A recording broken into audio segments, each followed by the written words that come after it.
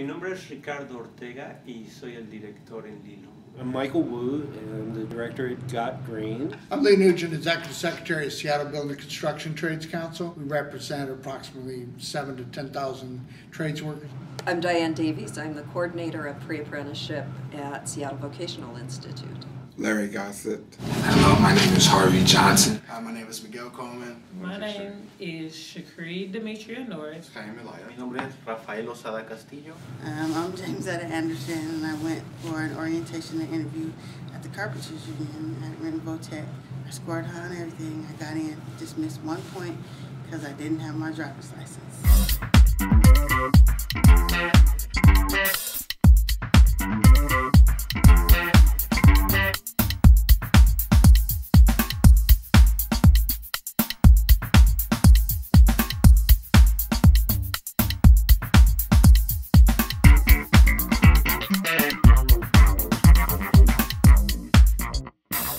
About half of my students come in with a suspended license or no license at all, and sometimes they've never had a license, but they've still got tickets out there. They almost give up on ever thinking they'll recover a driver's license, which doesn't mean that they're not driving. Middle class people and policymakers, we too should be more aggressive at asking and trying to figure out how we could dramatically reduce those 300,000 people who are driving while license suspended. I don't think most people understand what a huge issue this is. Once you get caught in this, it snowballs. And people who start out sometimes with a minor ticket, but they can't pay it because they're juggling rent and child care and putting food on the table, that ticket becomes a low priority. In communities of color, and particularly in low-income communities and communities of color, that there is a higher rate of driver's license suspension in the third degree for unpaid tickets and fines. If you were to ask me, the #1 barrier for people getting into the construction industry, it's having a suspended driver's license. It's not that you can't do a drug test. It's not that you don't show up on time. It's not from your educational level. It's because you have a suspended driver's license. Many, if not most, of the apprenticeship programs require a driver's license as a condition of application. It is the first hurdle that they'll have to overcome.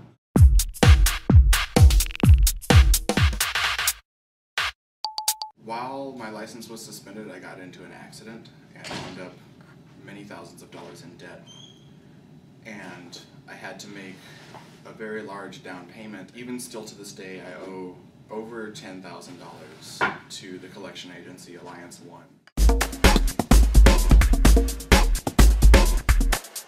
You know, it doesn't take very long working with people who have suspended licenses to realize there is absolutely nothing efficient about it. Sí tengo multas en colección, unas han sido en King County, unas de Seattle Municipal Court y unas de Taquila.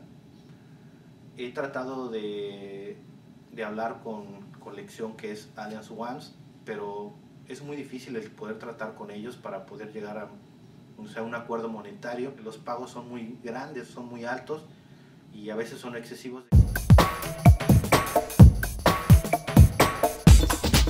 I tried to set up a payment plan for my tickets, but they want me to go and pay for all the rest of the tickets that started back in 1990.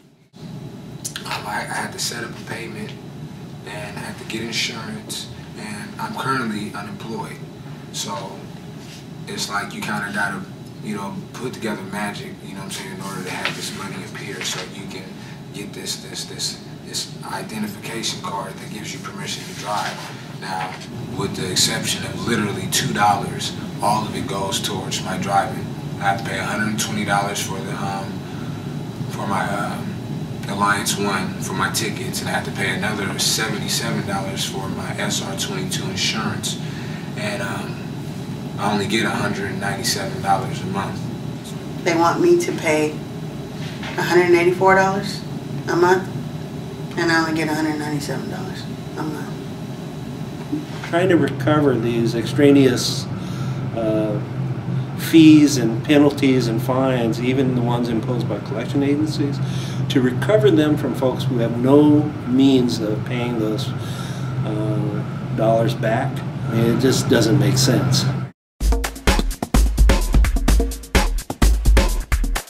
Sí, en Seattle Municipal Court pude llegar a un acuerdo con ellos y con ellos pago $50 al mes. King County también tengo un ticket, el cual también es el que perjudica que no pueda recuperar mi licencia.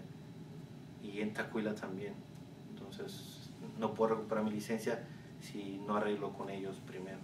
The job market mainly has been closed off to me. I haven't been able to get a lot of jobs because most of them require you to have a Washington State driver's license. Some of the construction fields, they require you to have a driver's license. And so I am right now trying to get my license back so I can take steps on, or take a step toward getting my license back so I can find a job that requires a license. All they're waiting is for me is to get my CDL permit, and I cannot get my CDL permit until I pay off these tickets. Not having a license is very trying. You can't do too much of anything, especially when it comes to work, and especially in the field, the construction field that I'm in. Having your license is very important. You might have to move a truck, run errands or anything, and I can't do any of that.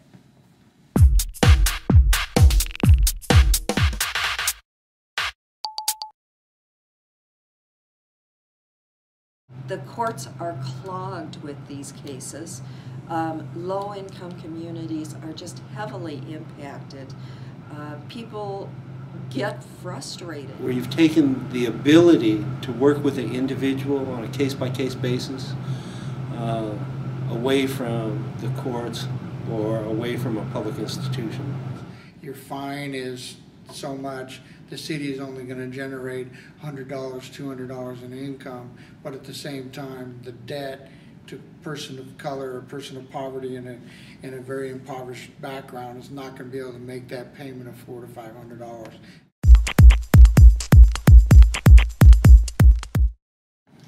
Bueno, en realidad lo que hacemos es primero un programa de difusión a través de algunos medios de comunicación en español, en donde informamos a la gente que existe un programa de recuperación en su propio idioma, que además es gratuito, que es financiado por el condado de King.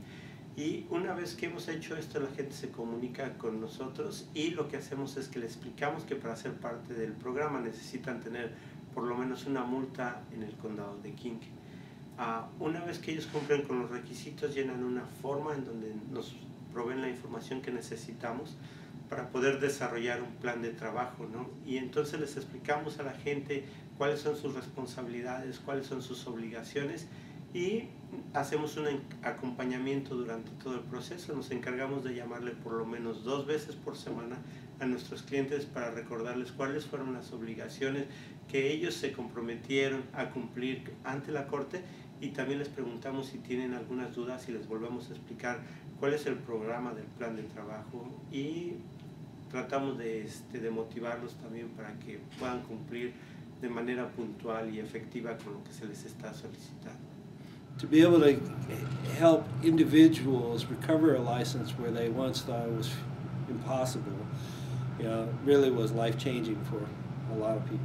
We started a program that would allow people who are driving while license suspended to get their license back immediately on condition that they carry out certain community service work crews, working for nonprofit organizations doing community work, and or judges would put them on $25, $50, or $60 a month payment plans, and they just had to pledge that they would follow through and they'd get their license within a few weeks. And it has led from 11% of the people in the King County Jail in 2001. By 2008, it was dramatically decreased to no more than 2% of the people in the King County Jail on an average daily population. I had thought that 40, 50 people would show up, but no, it was 258, mostly unemployed or barely employed African Americans from Central and Rainier Valley, telling us that we're not scofflaws. We don't want to drive it out, but they told stories about having children, having getting to school, having to go to work at minimum wage jobs, but knowing that they may owe $800 to $1,500. Any ideas for getting their license back, they would be willing to make reasonable sacrifices. They just couldn't pay it all up front. They're not making it easier for me because it's like the money that I have to pay could be going towards bettering myself and doing something else. I know I have to pay for it, but it's like it's difficult. It's difficult.